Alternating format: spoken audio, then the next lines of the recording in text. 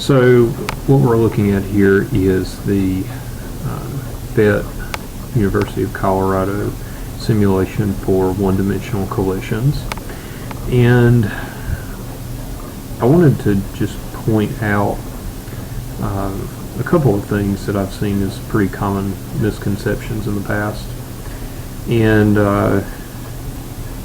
first off, let's get this so that it's showing us more information. So we've got momentum, velocity, and also you can look down here and see the mass of our objects. And so I'm just going to let this play, and you can see that, so we restart it.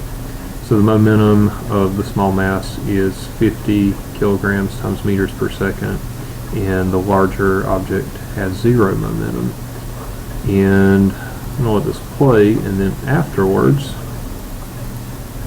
you can see that the total momentum of the system, if you add negative 0.25 and positive 0.75 together, you still have 0.5 kilograms times meters per second as your total momentum. You'll also notice that the kinetic energy did not change, and we're dealing with a completely elastic collision in this case. Now, something that I'll point out about elastic collisions that is not necessarily so immediately obvious to you is that it's possible for, let me restart this. So 0.50, 0.50, and then it's pretty crazy that afterwards the other ball has a greater momentum than ball 1 did to start with.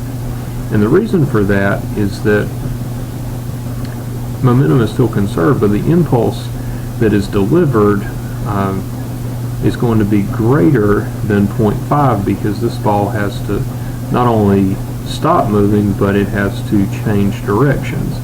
So this may not be obvious or something that you would just obviously think of when you're solving a problem, but it is something that you do need to consider, and something that I've seen students struggle with in the past.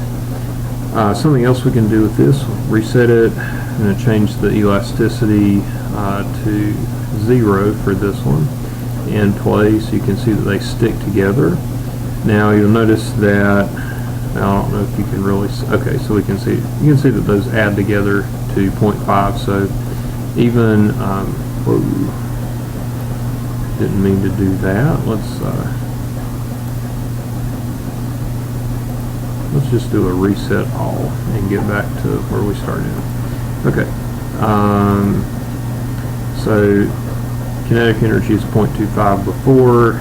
After they hit each other, you can see, oh, I forgot to reset the elasticity as well.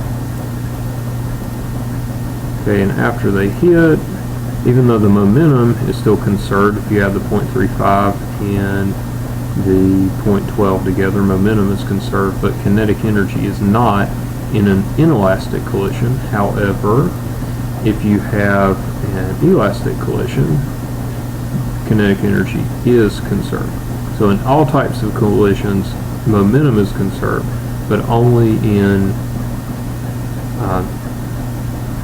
perfectly elastic collisions are both momentum and kinetic energy conserved. And one more thing, just for fun,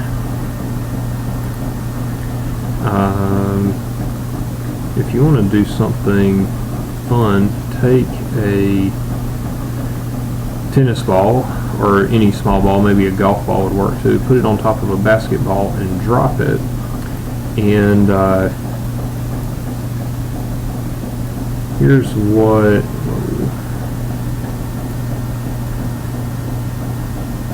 what'll happen. Whoop, I want that to be elastic, excuse me. Let's let it play.